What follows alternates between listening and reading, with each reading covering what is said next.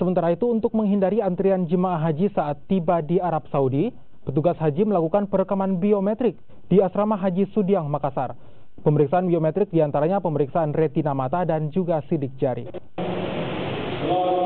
Perekaman biometrik ini dilakukan di Asrama Haji Sudiang agar tidak ada antrian atau penumpukan saat jemaah calon haji turun dari pesawat saat tiba di Arab Saudi, sehingga jemaah dapat langsung beristirahat.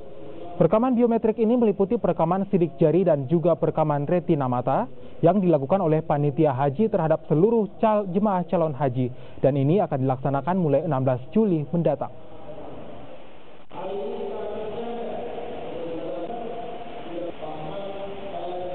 Tahun lalu yang agak berbeda dengan tahun ini.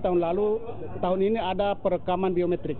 Ya, jadi perekaman biometrik, seluruh jamaah yang masuk asrama haji akan dilakukan perekaman biometrik.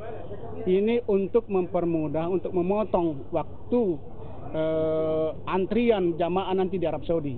Jadi di Arab Saudi nanti sudah tidak ada perekaman biometrik, karena sudah dilaksanakan di daerah atau di Indonesia. Di sana tinggal masuk stempel paspor, langsung masuk ke ruang tunggu.